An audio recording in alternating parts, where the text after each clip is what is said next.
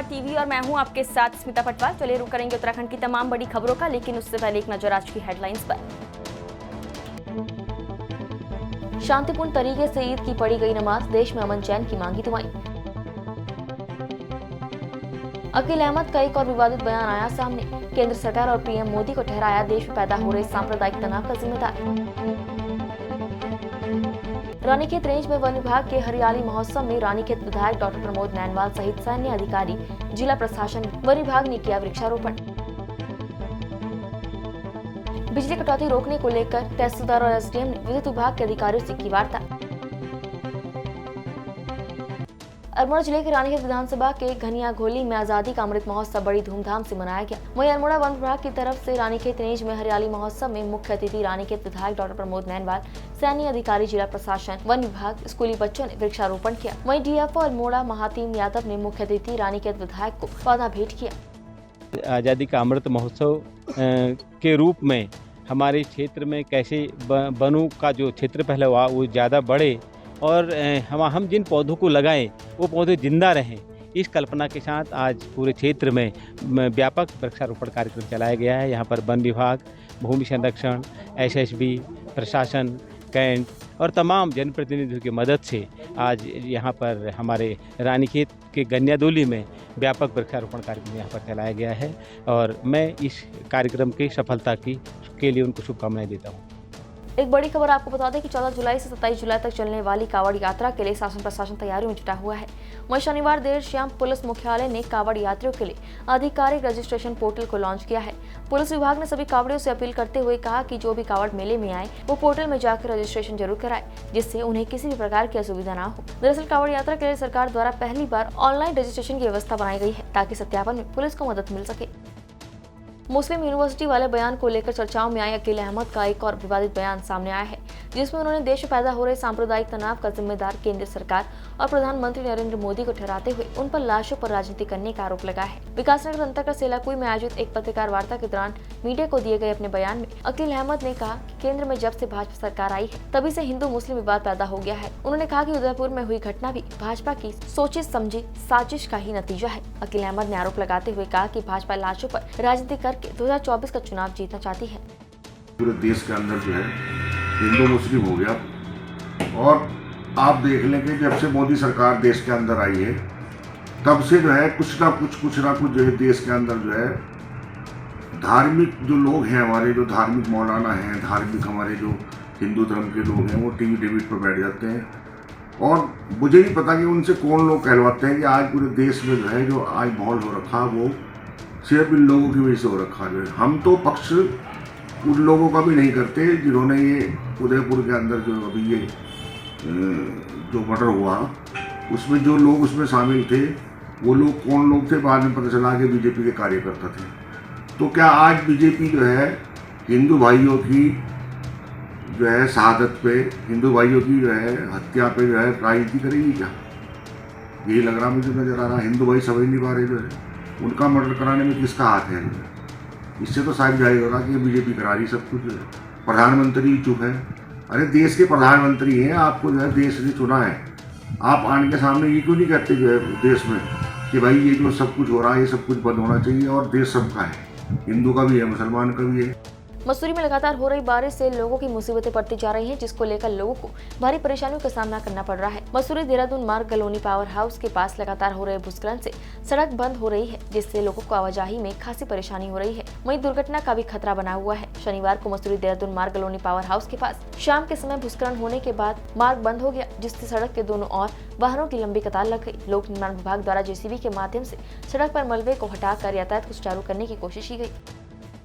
चमोली जिले के नंदनगर ब्लॉक के घिंगराड़ गांव को जोड़ने वाला पुल चुफलगाड़ नदी उफान के कारण क्षतिग्रस्त हो गया है। उत्तराखंड में भारी बारिश का दौर जारी है। बारिश की वजह से जगह जगह हाईवे बंद हो रहे हैं, जिससे लोगों को काफी मुश्किलों का सामना करना पड़ रहा है। वहीं चमोली जिले के नंदनगर ब्लॉक के घिंगराड़ गांव को जोड़ने वाला पुल चुफलगाड़ नदी में उफान के कारण क्षतिग्रस्त हो गया है।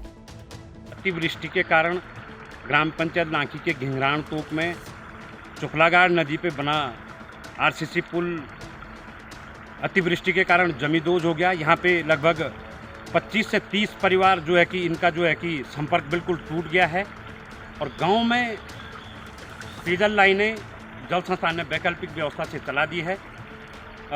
जो ऊपरी क्षेत्र है गांव का लांखी और उसके अलावा कस्बा जो बहुत बड़ा कस्बा है, वहाँ पे जो है कि पेयजल लाइन क्षतिग्रस्त है, जिसको श्रमदान के द्वारा अभी काम चलाऊ बनाया जा रहा है। और ये पुल के साथ साथ राजजात मार्ग जो है, राजजात नंदा देवी राजजात जिस रूट पर जाती है, वो मार्ग भी पूर्ण रूप से जो है कि क्षतिग्रस्त हो गया है जगह जगह।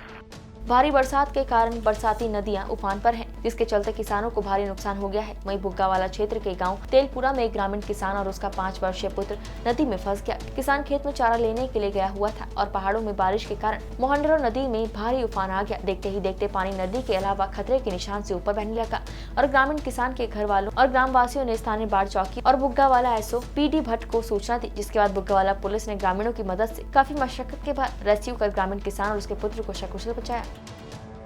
जनपद उधम सिंह नगर के सितारगंज में जहां हर रोज 14 से 15 घंटों की बिजली कटौती से क्षेत्र की आम जनता त्रस्त है, वहीं रोज की बढ़ती उमस भरी भीषण गर्मी ने लोगों का जीना दुश्वार कर दिया है। क्षेत्र में हर रोज 14 से 15 घंटे बिजली गुल रहती है, जिससे गर्मी में आम लोगों को बड़ी परेशानियों का सामना करना पड़ रहा है। बिजली की लगातार घंटों कटौती को लेकर कई बार लोगों ने इसकी शिकायत बिजली विभाग में की है, लेकिन कोई नतीजा नहीं निकल सका। वहीं इसी संदर्भ में जब लोगों ने SDM तहसीलदार सितारगंज को अपनी शिकायत दर्ज कराई, जिस पर त्वरित कार्यवाही करते हुए उप जिलाधिकारी तुषार सैनी और तहसीलदार जगमोहन त्रिपाठी ने विद्युत विभाग के जिम्मेदार कर्मचारियों को अपने कार्यालय पर बुलाकर एक बैठक की, जिसमें सितारगंज विद्युत विभाग के JE जगदीश और उनके सहयोगी पहुंचे। वार्ता के दौरान SDM और तहसीलदार ने विद्युत विभाग के कर्मचारियों को सख्त हिदायत देते हुए जल्द ही विद्युत आपूर्ति की समस्या का समाधान करने को कहा।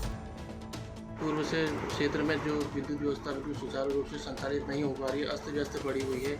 जनता में आक्रोश है। समय समय पर जनप्रतिनिधि और जनसामान्य के लोग हमसे मिलते रहते हैं और विद्युत व्यवस्था सुचारू रूप से हेतु अपेक्षा की जाती है।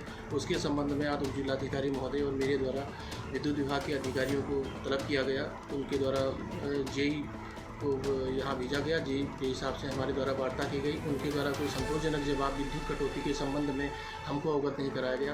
रोस्टिंग के संबंध में सिर्फ भी उनसे पूछताछ की गई, उसके संबंध में भी उनके द्वारा कोई संतोषजनक जवाब नहीं दिया गया।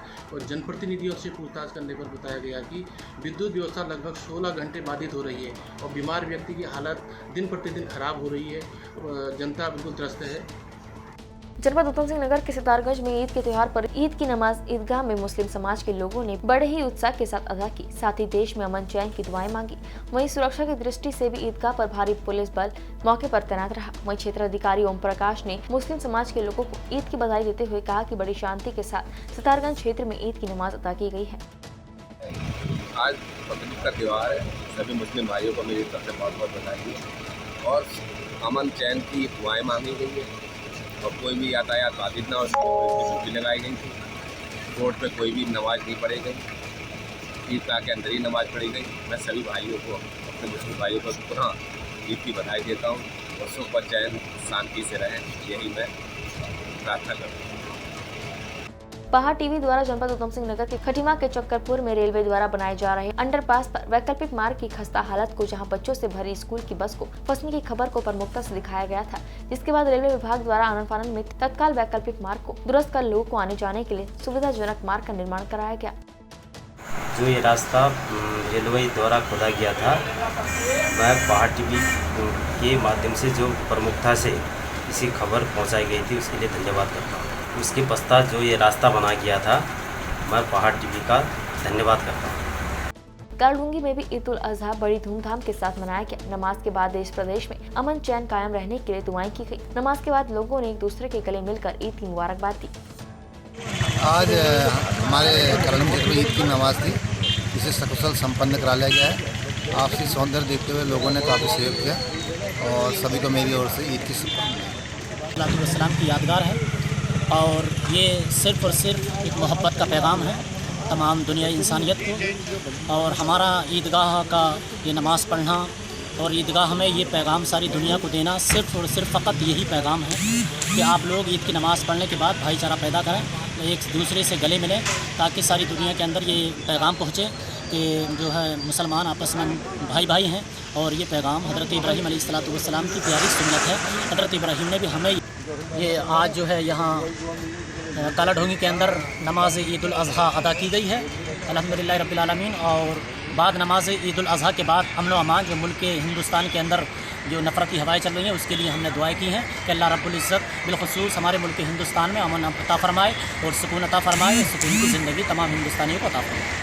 सुरक्षा के बीच रविवार को खानपुर के लंडोरा में ईदगाह समेत विभिन्न मस्जिदों में ईद की नमाज अदा कर कौम की सलामती और मुल्क में अमन चैन की दुआ मांगी गई। ईदगाह और मस्जिद परिसर में ईद की नमाज अदा की गई। छोटे छोटे बच्चों ने भी नमाज अदा करने के बाद एक दूसरे को गले मिलकर ईद की मुबारकबाद दी।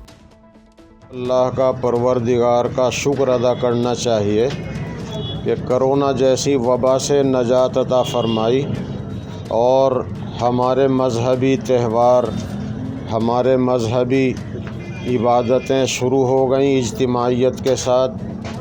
तो अब आने वाला कांवड़ मेला भी है और आज ईद उल अज़हा का दिन था। नमाज़ें हुई, मुल्क के लिए अमन सलामती की दुआएं की गईं।